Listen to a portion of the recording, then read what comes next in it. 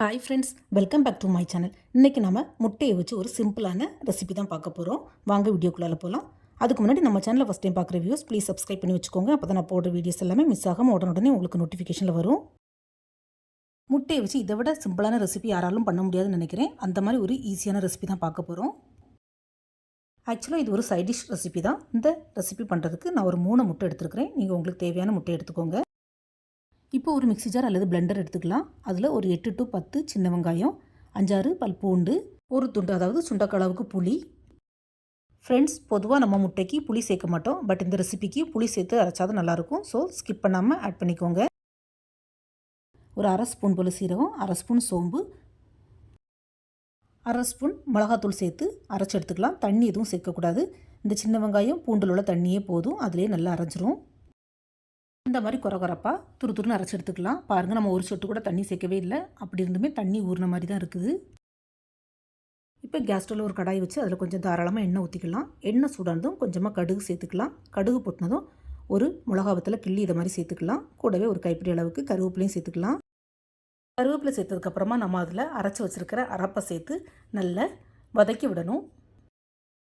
சின்ன வெங்காயம் பூண்டு எல்லாம் நம்ம ராவா அதாவது பச்சையாக போட்டு அரைச்சிருக்கோம். ஸோ அதில் பச்சை வாசனை எல்லாம் போகணும். அந்த அளவுக்கு நம்ம நல்லா வதக்கி விடணும். இந்த வெங்காயம் பூண்டோட ராஸ்மெல் போனால் தான் ஃப்ளேவரும் டேஸ்ட்டும் நல்லாயிருக்கும். பூண்டும் வெங்காயம் வதங்கும் போது நல்ல ஒரு ஃப்ளேவர் வரும். இப்போ சின்ன வெங்காயம் பூண்டு பேஸ்ட் நல்லா வதங்கி எண்ணெய் லைட்டாக பிரிஞ்சு வரும். இந்த ஸ்டேஜில் கொஞ்சமாக நம்ம மிக்ஸி ஜார் அலசி தண்ணி சேர்த்துக்கலாம். அதுக்கு தண்ணி ரொம்ப ஜாஸ்தியாக சேர்த்துற வேண்டாம், கொஞ்சமாக சேர்த்தாலே போதும். இப்போ இன்னொரு கேஸ் ஸ்டவ்வில் ஒரு கடாய் வச்சுக்கலாம். அதில் கொஞ்சமாக எண்ணெய் சேர்த்துக்கலாம். எண்ணெய் காஞ்சதும் இதில் நான் 3 முட்டையை தனியாக எடுத்து உடச்சி வச்சுருக்கிறேன். அதை இதில் சேர்த்துக்கலாம். கூடவே இந்த 3 முட்டைக்கு தேவையான உப்பு, கொஞ்சமாக பெப்பர் பொடி சேர்த்து நல்லா மிக்ஸ் பண்ணி விட்டுக்கலாம்.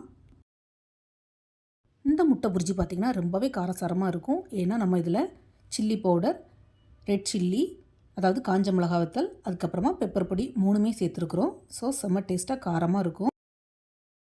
ஸோ காரசாரமாக சாப்பிடக்கூடியவங்களுக்கு இந்த ரெசிபி ரொம்பவே பிடிக்கும். கண்டிப்பாக ட்ரை பண்ணி பாருங்கள் ஃப்ரெண்ட்ஸ். நீங்கள் கண்டிப்பாக ட்ரை பண்ணுவீங்கன்னு எனக்கு தெரியும். கடாயில் ஊற்றுற முட்டையை இந்த மாதிரி நல்லா துண்டு துண்டாக பொடி பொடியாக கிளறி விட்டுக்கலாம்.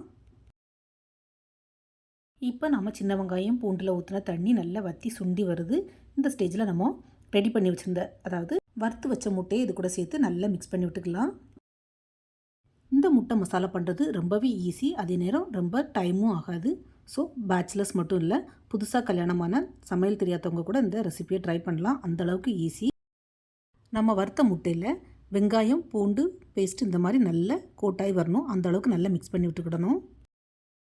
ஃப்ரெண்ட்ஸ், நான் 3 முட்டைக்கு தேவையான இன்க்ரீடியன்ஸ் தான் சொல்லியிருக்கிறேன். ஸோ நீங்கள் குறவோ கூடுதலோ உங்கள் தேவைக்கு தக்கன ஆட் பண்ணிக்கோங்க. எனக்கு உப்பு கொஞ்சம் கம்மியாக இருக்குது. ஸோ கடைசியாக கொஞ்சமாக உப்பு தூவிக்கிறேன்.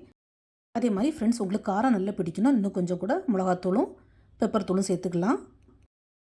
நான் காரம் மீடியமாக தான் ஆட் பண்ணியிருக்கிறேன். ஏன்னா பசங்களுக்கு காரம் அவ்வளோவா பிடிக்காது.